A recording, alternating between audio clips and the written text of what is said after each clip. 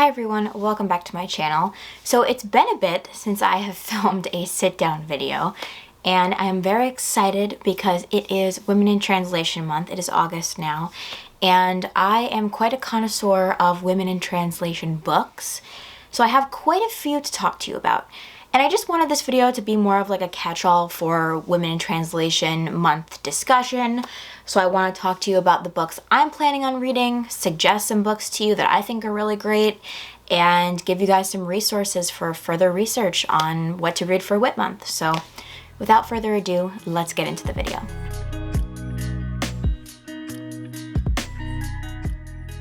Alright, so first I just want to break down the books that I'm planning on reading for the rest of this month. Yes, I realize it is not the beginning of August, so this TBR part is a little bit late, but that's okay because my computer was out of commission for quite a while, so I'm just now getting back up and running with videos. But that being said, I'm currently reading Life Sciences by Joyce Sorman, translated from the French. This is basically about a family in which every firstborn daughter in the lineage has an unexplained chronic pain condition or unexplained health problem that no one can really put a finger on where it came from other than just this line of women.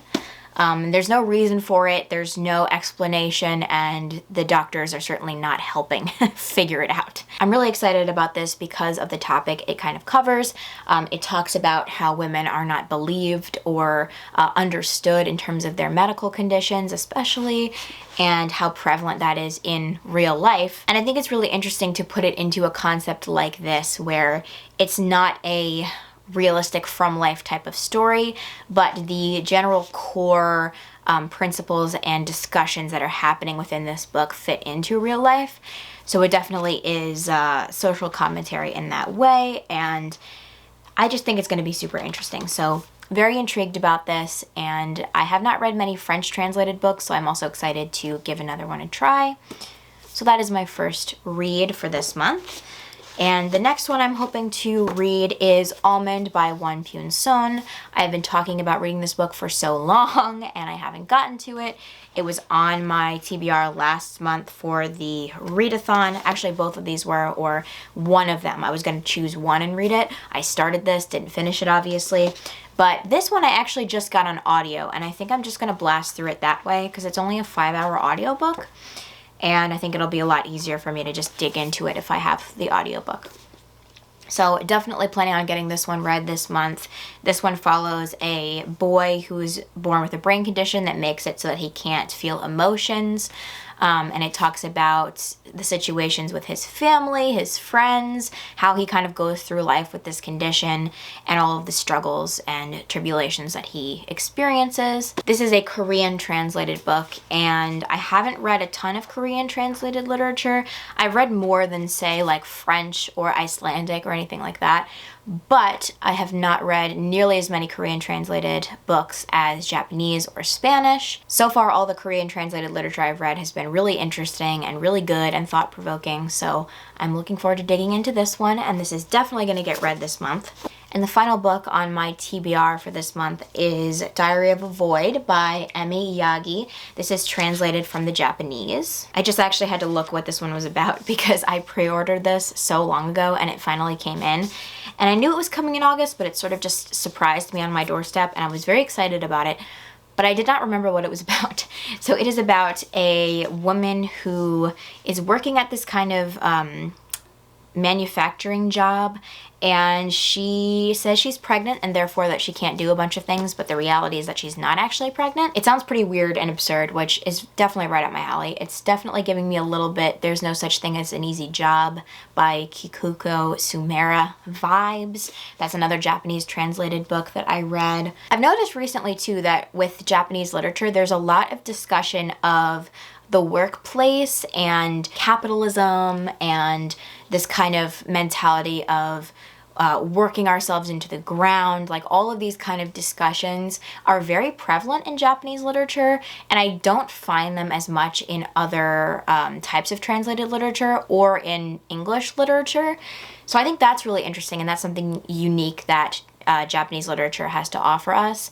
And it's really cool that we get to experience that through translation. And I think that's really interesting. So that is the last book that I am planning on reading for WIT Month. Alright, so before I jump into recommending you books for WIT Month, I just want to talk about the importance of women in translation literature. For me personally, and I think in general, it's important for readers to experience different kinds of literature, not just what you're comfortable with in your exact genre or your exact format or style of writing. I think it's definitely important to broaden our horizons and look at literature from other places in the world, other perspectives. I think it's very valuable, and for me, a big part of that is reading translated literature. I'm someone who reads a lot of women-authored literature anyway, but I think women in translation literature is especially important because you're getting not only the female perspective, but also the perspective of women from around the world who are experiencing different things and have different things to offer. For much of history, all that was being published was books by white men. And while there are some amazing works of literature by white men, there are also incredible works of literature by every other kind of person. I think that's what Women in Translation Month is really trying to celebrate. It's trying to bring forward and celebrate the different perspectives and the different ideas of women writers from around the world. So if you aren't already on the WIT Month bandwagon, I hope that pushes you to kind of hop on and try a translated book by a woman. Either way, I have some great recommendations for Women in Translation Month, so let's get into it. So I'm not going to go super in-depth into these because I've talked about all of them on my channel before, but I want to just quickly tell you the general gist of what they're about and why I think they're important. So the first book is Where the Wild Ladies Are by Aoku Matsuda. This is a collection of short stories that are basically just reimaginings of Japanese folk tales. It's super weird, it's a little bit creepy, it's very like weirdly comical, which I was not expecting to get from this whatsoever. I really like the stories in this collection, but what I like about it most is the fact that it gives you sort of an overview of a lot of the Japanese folk tales that are common to hear in Japanese culture. But it kind of puts a feminist bent on it. I personally read this without having read the Japanese folktales it discusses before, so I think you could do that, or you could kind of read this after having read those folktales, and you might have even a deeper appreciation for what Matsuda has done to the folktales. I think either way, you will very, very much enjoy this book if you are interested in short stories, folktales, weird, creepy books. I think all of that is for you. So I love this one, and I think it is a glowing addition to your WIT Month TBR. Next up, for the Japanese translated literature, we have Breasts and Eggs by Miko Kawakami. This is a sort of angry feminist book. It's actually two books kind of combined into one. It was originally published as two books, but it was kind of combined together for the English translation. And the first book basically follows a woman and her daughter. The mom is trying to get breast implants, and the daughter is trying to figure out her own womanhood and how she feels about it. She's on the verge of getting her period, and she's trying to deal with that and reckon with that when she feels like she should not be a woman. She does not want to experience womanhood in that way. And she thinks her mom is crazy. She's very angry with her mom for wanting to get breast implants. So it discusses that relationship between mother and daughter and how the expectations of womanhood, both physical and appearance-wise, affect their relationship. So the larger section of this book follows our main character, the mom's sister, and the sister is very much trying to build a writing career. She's more career-oriented, and she starts to kind of wonder if she wants to have children. And she goes on this sort of emotional quest to try to figure out whether she wants a child and how she wants to go about that, and if it's even right to bring a child into the world as it is right now. So it's, again, an exploration of the female body, expectations of womanhood, specifically with motherhood, and the expectation to use our bodies towards that means. It's just a very interesting exploration of those topics, and it's very feminist, and the first section is very angry, while the second section is more contemplative, and it's just amazing, and I love it, and I would recommend this literally forever. So if you're interested in those topics and you want to give another Japanese translated book a go, Breasts and Eggs is the one for you. All right, so moving on to Korean translated literature, the first recommendation I have for you is The Vegetarian by Han Kang. It follows a woman who has a horrible nightmare, and because of that, she begins to live a vegetarian lifestyle. But we don't actually hear from her at all. We hear from her husband, her brother-in-law, I believe, and her sister. What's really interesting to me about this book is the choice to portray this woman from outside perspectives, because we never actually get her story. And I think that's very much indicative of a lot of the female experience, not being able to tell your story in the way that you would tell it or explain in your own words. You really just are viewed from an outside lens, often from a male lens. So that makes this book really, really interesting. But it also discusses themes of the climate crisis and environmental impact, and how our choices with our diet affect everyone. So it was a really, really interesting read. I don't think that I got everything out of it that I think I could if I read it again. So if you're not understanding this one to the level that you think you should, I would recommend rereading it. I want to reread this one at some point, because I think there's so much in this little slim novel to unpack, and I don't think that I have even the half of it. So if you're looking for something that's going to really, really make you think and is going to leave you really trying to figure out things in your own life, I think The Vegetarian is the one for you. It is very poignant and intense and weird and interesting, and just a great book overall. So highly recommend The Vegetarian. And then finally, for Korean translated literature, we have Kim Ji-young, born 1982, by Cho Nam-ju. This book follows Kim Ji-young, who is basically a stand-in for any woman in South Korea. And it basically just follows her all the way from her birth to her 30s, I think. Really kind of going over the milestones in her life that she's supposed to hit. I would say the main theme of this book is really the exploration of misogyny in South Korea specifically, but just everywhere. And it really discusses that from every point of a woman's life. I think it was really, really beautifully done. What I also love about this is that it does actually point to studies. You can kind of see there's like little footnotes at the bottom that point to studies that actually discuss real events and things that this is based on. It's not nonfiction, but it kind of ties in those nonfiction elements to sort of prove the things that are happening, which adds a whole other layer to this book, because it shows that we have to prove that bad things are happening to us. Like, people won't just take our word for it. So I think that was a very clever and interesting choice. So that is Kim Ji-young, born 1982. I hope you'll give it a read. So next up, we have a book that was translated from the Icelandic, and it is Magma by Thora Hjörleifsdóttir. This is one of my favorite books of all time. I think it is one of the most intense and poignant and touching books I have ever read. This book follows a young woman named Lilia who is in an abusive relationship, and it just follows how that abuse that she endures changes her psyche, hurts her physically, mentally, emotionally, all of that. This book is written so sparingly, and I think that that's really to its credit, because it leaves room for the reader to interpret the situations and evaluate how we're reacting to them, because a lot of the times I think we can react with, why aren't you leaving, and what are you doing, and you're not helping the situation. And I think it's important that Hjörleifsdóttir makes us evaluate that in ourselves and come to terms with that and try to understand why we're feeling that way. I think that's a big part of the experience reading this book. It's a very intense book, I will warn you of that, but it is one of the most poignant and beautifully written and executed books I have ever read.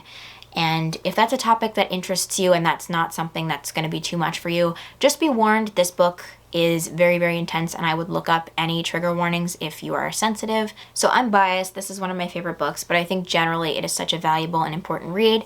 So if it's something you think you can handle and that you would enjoy, please check it out. All right, so the final section is books that are translated from Spanish, and two of them are by the same author, so I'll just tell you them at once. But the first one is Things We Lost in the Fire, and the second one is The Dangers of Smoking in Bed, both by Mariana Enriquez. These are both short story collections that are in the horror genre that deal with Argentine folklore, culture, customs, etc., and blend that with horror elements. They are done excellently. They are very, very creepy. Probably some of the most creepy and horrifying books I have ever read. Some of the stories are better than others. I think that's just a universal experience with short story collections. But if I show you my ratings here, you can see that most of them are very good. You might have different opinions than me, but I think overall the stories in these collections are incredible. They are similar in theme, but they're not a series necessarily. I would say if you like one, you'll like the other. You might have a favorite. Like personally, this one I enjoyed more than this one. But both are very, very creepy. Both contain some of my favorite short stories ever. So there are lots of things that I find valuable and important in these books. The first of which is the representation of Argentine folklore. And the second is getting translated genre fiction. That's not something that often gets translated. Most of the time it's literary fiction. And I would say that this is still literary. I wouldn't put it in the category of genre fiction all the way, because it is short stories and it does feel literary. But to me, it is more genre fiction than some of the more social commentary-esque stuff that I've been talking about is, because it's horror and it's very creepy, and the elements of this book are much more leaning towards scaring us and all of that rather than making commentary. Though there is a lot of social commentary and political commentary about Argentina in these books, but I appreciate that these kind of books that are more towards the horror genre are being translated. So that's what I love about these. There's a million more things to love about them if you're interested in horror. Definitely check these out. They're both amazing. I love them. Yeah. So the final two books are both from Charco Press, which is an incredible publishing house. I will link their website below, but I get a lot of my translated books from them. They're just incredible with translating and publishing books from different countries. They do a lot of Spanish translations. And recently they've been publishing English stuff too, but I just have a collection of their translated stuff up there. But the first one that I ever read from them was Die My Love by Ariana Horowitz. This is a very fever-dreamy book for sure, so just be prepared for that. This book follows a woman who is a mother and she's dealing with a serious mental health crisis, and it's very fever-dreamy and trippy, so just be prepared for that. It might take you a little bit longer to get through this one because you need to kind of think about it and process every page because there's a lot going on. It criticizes the expectations put on women, and it just shows a very raw portrayal of a woman who is struggling. That is Die My Love. And the final book I want to recommend to you is The Wind That Lays Waste by Selva Almada. This is a book that follows a pastor and his daughter who are driving and they get stuck, their car breaks down, and they're able to get a mechanic to help them. This mechanic is actually an atheist, so it really just discusses the dynamic between the pastor and the atheist and how they interact, how their belief systems inform their thoughts about each other, and how they go about their lives and their worldview, etc. So it's just a very contemplative book in that aspect. If you're somebody who's interested in religion and how religion informs your worldview, this is such a fascinating book for that. And to me, this is much more akin to like a Flannery O'Connor story than a raw, real feminist kind of book like the books I have been recommending you, because that's something that I really am interested in. This just has a very, very different vibe, but it is a translated book and it was written by a woman, so I am including it. And I think it is very, very valuable and a fascinating read if you are interested in topics of religion and worldview, etc. I think you would really like this. So that is my final recommendation for Women in Translation Month. All right, finally, I just want to discuss briefly a couple of resources that you can check out if you're interested in reading translated books written by women. The first of which I already talked to you about, and that's Charco Press. They are an incredible publishing house, as I said, so check them out. I will link them below. I also want to recommend to you Books and Bow. They have a YouTube channel and blog where they talk about all kinds of translated literature, so there are lots of options there. And I also wanted to mention my friend on Instagram. Her account is Malls by Moonlight, and she posts a lot of translated literature and literature by women, but she specifically has a post for Women in Translation Month, which I will link below. If you're interested in some really, really great, unique, lesser known kind of women in translation books, please check her out. Her stuff is amazing. So those are the main resources that I am using and have used to kind of collect translated literature to read. If you have any recommendations for me or things you think I would enjoy reading, please let me know. I definitely could use inspiration for Women in Translation Month. I really hope this video was helpful for you in terms of getting some Women in Translation recommendations. If you enjoyed this video, feel free to like and subscribe, and I will see you in the next one. Bye!